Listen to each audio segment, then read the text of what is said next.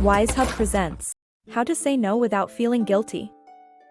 It can be challenging to say no to people on occasion, or perhaps you have a weakness for always saying yes. Why is it so difficult to say no? You are not a bad person for refusing. Additionally, saying no is important, and it's acceptable. It doesn't make you impolite, cruel, or selfish. So now that it's time for you to learn how, here are 10 pointers to get you going. Number 1. Start using the word no has a lot of power. Start taking advantage of it now. Give yourself full permission to say no to requests for unreasonable favors, payments for services you don't want to perform, and uncomfortable situations.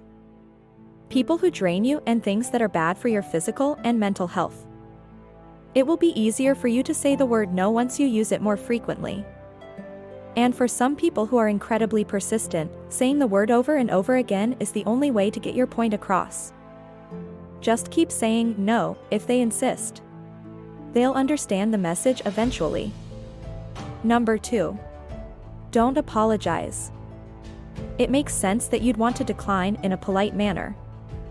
And you frequently begin by apologizing. Don't get me wrong, though. Being courteous is crucial. However, apologizing only makes you sound weak for rejecting. Saying no requires being adamant and unrepentant. Just keep saying no if they insist. They'll understand the message eventually. Number 3. Offer an alternative. You can also respond in a way that suits you and that makes you feel at ease. You're not really saying no, but you're also not really yes. You could, for instance, aid in solving the problem. Imagine that someone asked you to assist them in moving. Instead of saying no because you are lazy and would probably just complain all day, offer to round up a few friends who you have in common and who would be more eager to help. By doing it this way, you at least demonstrate effort. Number 4. Negotiate. If the other person is prepared to do something in exchange, you may be able to sometimes turn a no into a yes. You won't have to feel guilty if you decline this way.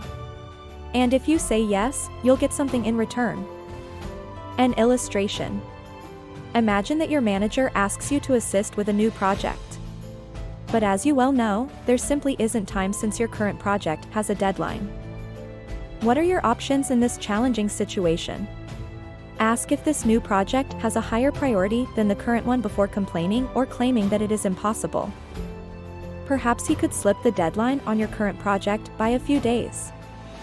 Even though you may be lazy or simply want to say no, there will be times when you should say yes. Emergencies. Don't try to be a jerk.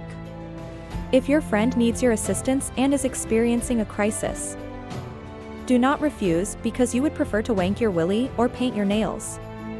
How do you feel? Do you have any additional polite ways to decline? How did you say no in the past? Tell us in the comments section below. Thanks for watching. If you enjoyed this video, slam a like on it and share it with your friends. It really does help us out, and if you want to see more videos like this, hit the subscribe button.